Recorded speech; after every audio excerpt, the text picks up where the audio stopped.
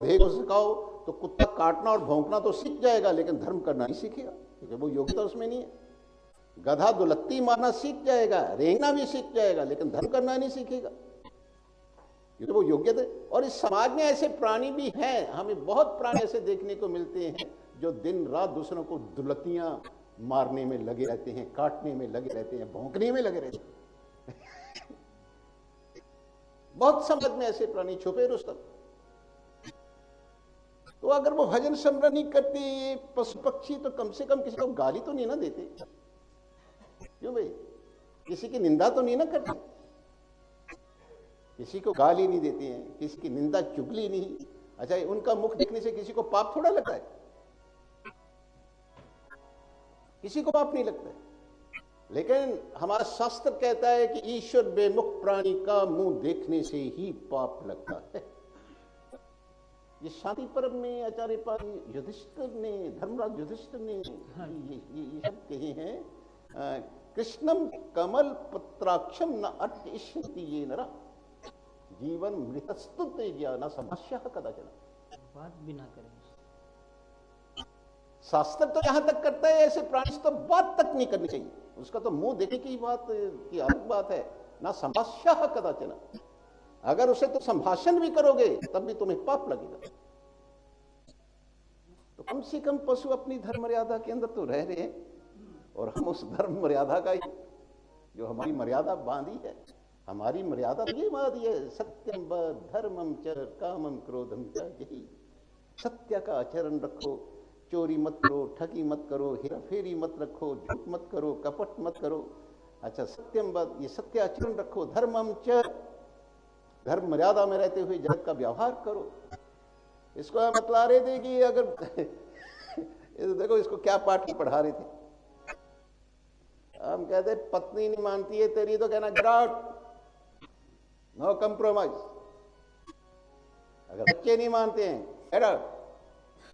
ये देखो ये बैठा सामने, इसको अभी 4-5 दिन पहले हुए, तब हम इसको बतला रहे थे। कैसे हमने कहा कि इन कामों में किसी के साथ कोई कंप्रोमाइज नहीं करनी है। और मानस में तो गोस्वामी तुलसीदास जी कहते हैं, देखो जल ही भवन सदन सुख सुहृद मात पिता सुत भाई, सम्मुख हुत जो राम पद कर ही न सहज सहाय। ऐसी कोठियों को, भवनों को, सुख ऐश्वर्य को, संपदा को, माता को, पिता को, भाइयों को, बंधुओं को आग लग जाए। जल ही भव सदन सुख सुहृद मात पिता सुत भाई। तो मैं अपनी तरफ से तो कह ली, सम्मुख हो तो जो राम पद कर ही न सहज सहाय।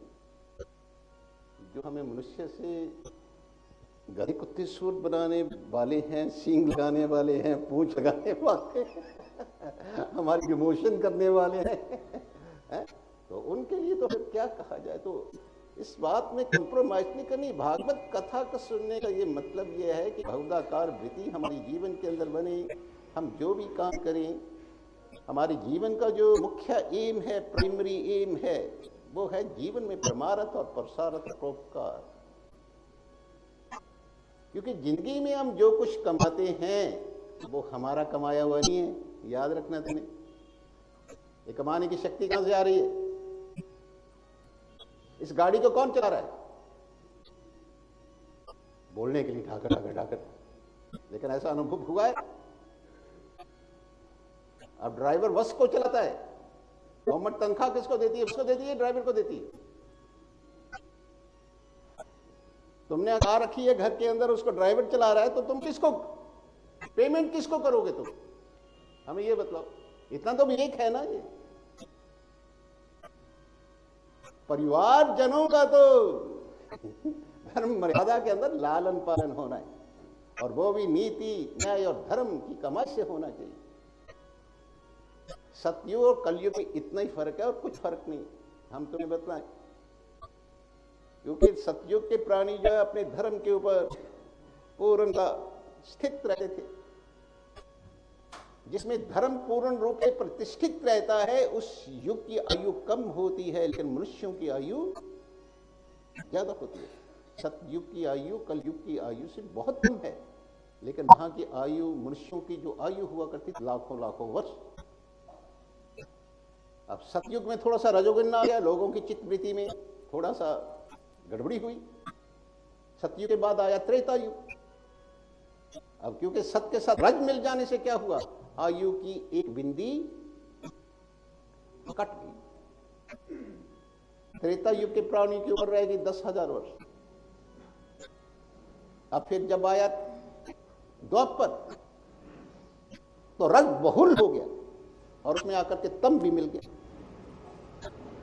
और उससे तम, रज बहुल और तम मिल जाने से आयु की एक बिंदी और कटी। तो त्रेता युग के प्राणी की आयु कितनी हो गई, 1,000 वर्ष। अब आया कलयुग।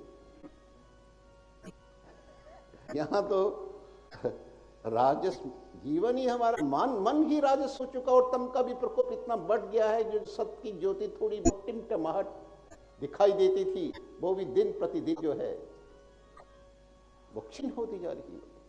तो एक आयु की बिंदी और कटी, तो कलयुग के प्राणियों की कितनी आयु रह गई।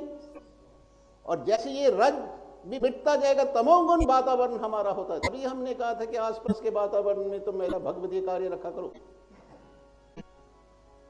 अगर बचना चाहते हो इस आने वाले समय में। ये सूत्र हमने इसलिए तो बताया, नहीं तो हो जानी टेंटेफिस, वो समय बहुत जल्द जा रहा है। उस वातावरण को अगर आध्यात्मिक, सात्विक और चेतन रूप से परिपूर्ण रखोगे। अदन शहर में आज से 100 वर्ष पीछे आके गोले वर्षे थे, आकर से पूरे का पूरा अदन शहर तहस नहस हो गया था। इतिहास पढ़ो। उस अदन शहर में 25 परिवार बचे थे। देखो, 25 परिवारों को बचाने के लिए कारक पुरुष आकाश मार्ग से उतरे थे, और रातों रात उन्होंने फिर उन व्यक्तियों को सबको इकट्ठा किया और कहने लगे कि सुबह मुहूर्त से पहले पहले अदन की सीमा से बाहर चले जाओ। लेकिन उनको यह भी कहा, पीछे मुड़ के कभी मत देखना, पीछे मुड़ के देखोगे तो उन्होंने फिर उन 3-4 बुढ़ियां थी, इनकी बड़ी शक्ति होती है घर में, ये तो कहती है काशी मरना या बासी मरना, और कहीं नहीं मरना हमने। सोचने लगी कि ये भाई जहां पर हमारी सारी जिंदगी बीती है, गुजरी है, अब क्या इसका क्या होगा। तो उन्होंने चोरी चुप के, उन कारक पुरुषों से चोरी चुप के पीछे मुड़ करके देखा, तो उन 4-5 बुढ़ियों के सर के ऊपर भी आग के ऊपर से गोले बरसे और वहीं पर ही डेथ हो गई।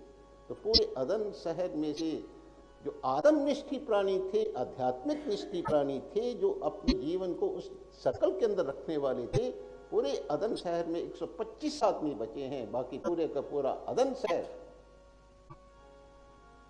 इतिहास पढ़ो, इतनी आग के गोले बरसे थे, आग से पूरे का पूरा अदन तहस नहस हो गया, बुरा फैल गया। तो ये इधर ही कहीं होगा, ये अदन शहर महाराज जी, अरब अरब अरब अरब अरब अच्छा, कंट्रीज में, अरब कंट्रीज में, अरब कंट्रीज में है ये।